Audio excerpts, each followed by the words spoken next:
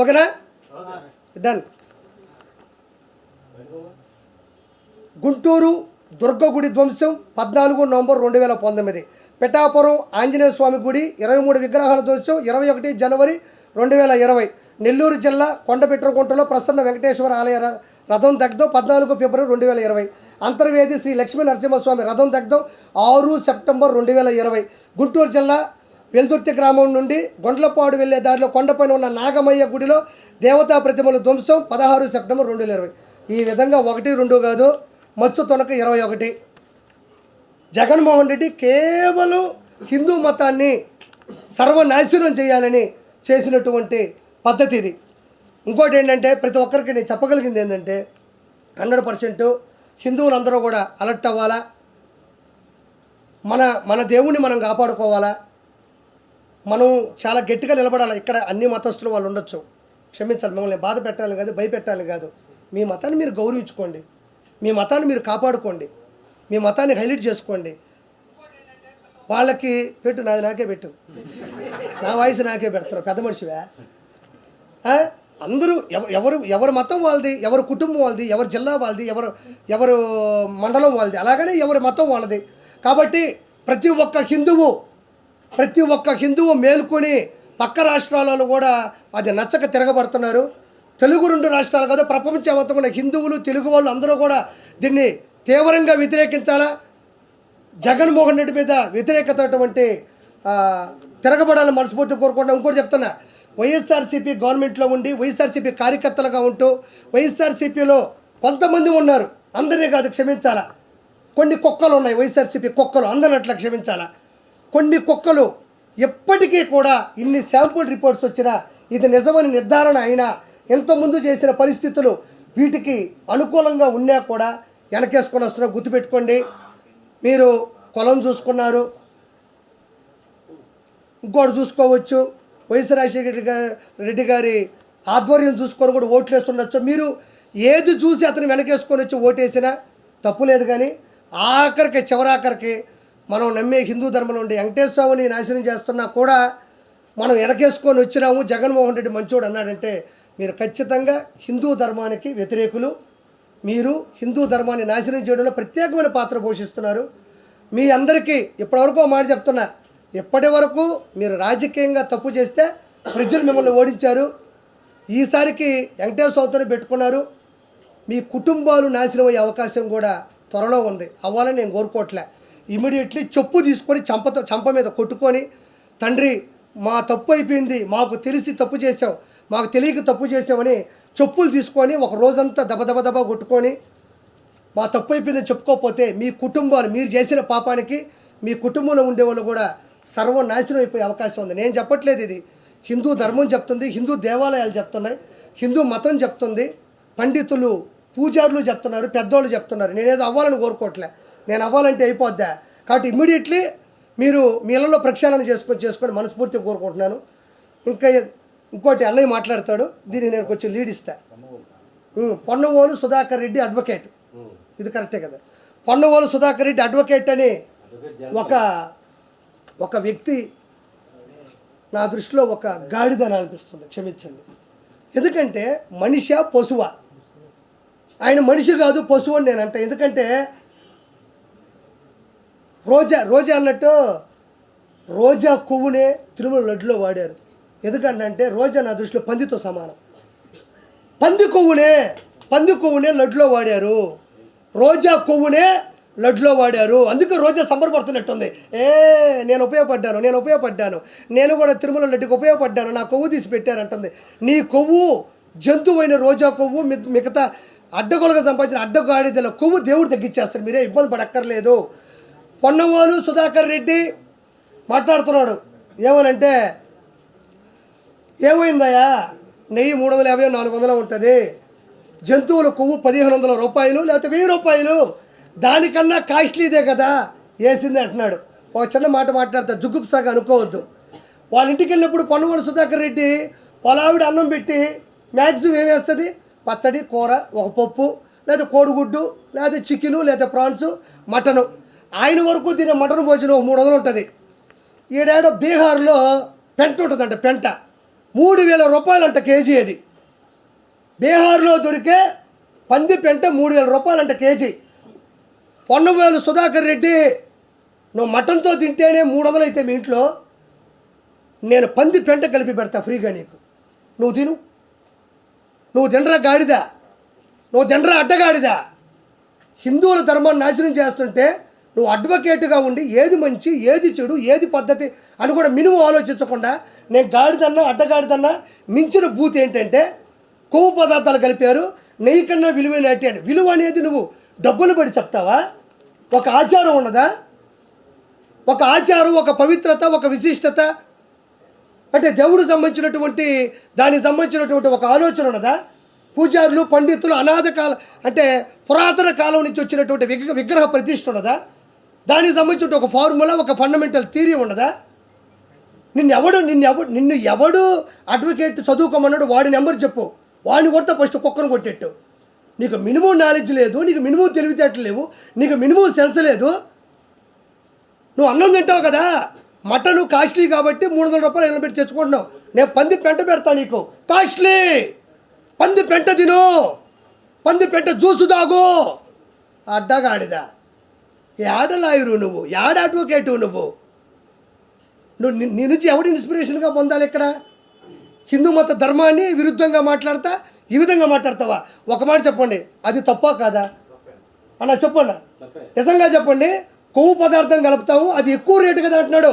నేను ఇంకోటి చెప్తున్నా, ఈ అడ్డగాడికి నేను విషం తెచ్చిస్తా నీకు, మంచి విషం, 10,000 రూపాయల విషం. అన్నంలో పోసుకొని తిను, అన్నంలో పోసుకొని తిను. 10,000 రూపాయల విషం తెస్తా. అది సావా బతుక, చచ్చిపోతావా, మళ్ళీ తిరిగి బయటకు వస్తావా, నీకు అనవసరం. నీకేం కావాలంటే ఏదైనా తినే పదార్థం కాస్ట్లీ ప్రోడక్ట్ అయి ఉండాలి. నేను నీకు విష పదార్థం ఇస్తాను, నీకు అనవసరం. 5,000 రూపాయలు తాగి సావు. హిందువుల మనోభావాలు చంపే కన్నా నువ్వు తాగి సస్తే అందరం బాగుపడతాం. నీలాంటి అడ్డగాడిదలు ప్రపంచానికి అవసరం లేదు. ముందు ఇతర మీద వ్యతిరేకత చర్యలు హిందువులు మొత్తం ప్రవేశపెట్టాల్సిందిగా హిందువుల కాళ్ళ మీద పడి నేను బతులాడుకుంటా ఉన్నాను. వెంకటేశ్వర స్వామి అందరికీ ఏం అన్యాయం చేశాడు? ఈరోజు కొన్ని కోట్ల రూపాయలు, లక్షల కోట్లు సంపాదించిన వ్యక్తులు కూడా 10-15 మంది గన్మ్యాన్లు ఉండేవాళ్ళు కూడా, అనిల్ అంబానీ గారు కావచ్చు, ముఖేష్ అంబానీ గారు కావచ్చు, వాళ్ళ అమ్మగారు కావచ్చు, మిగతా అపర కోటీస్తులు కూడా అన్నీ వదిలేసి సర్వస్వం కిందే వదిలి మెట్ల మీద నడుచుకుంటూ పైకి వచ్చి దేవుడి దగ్గరికి వెళ్ళి అనుకుగా నిలబడి గోయిందా గోయిందా, ఆపద మొక్కలవాడ, అనాథ రక్షక, గోయిందా గోయిందా. తండ్రి నిన్ను ఆ రోజు నమ్ముకున్నావు, 1000 కోట్లు సంపాదించావు తండ్రి, నీకేం కావాలో నేను చేస్తాను తండ్రి అనే గొప్ప గొప్ప వ్యక్తులు దేవుడు పెట్టిన భిక్షతో వాళ్ళే ఒప్పుకుంటుంటే ఈ అడ్డగాడిగితులకి వెంకటేశ్వర స్వామి అంటే విలువ లేదు.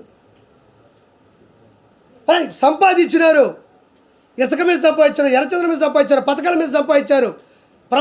ఆంధ్రప్రదేశ్ని అడ్డగోలుగా సంపాదించి ఆ వెంకటేశ్వర స్వామిని వదిలేస్తే ఏమయ్యేది? ఆ వెంకటేశ్వర స్వామిని వదిలేస్తే ఏమయ్యేది? వెంకటేశ్వర స్వామి మిమ్మల్ని వదలడు.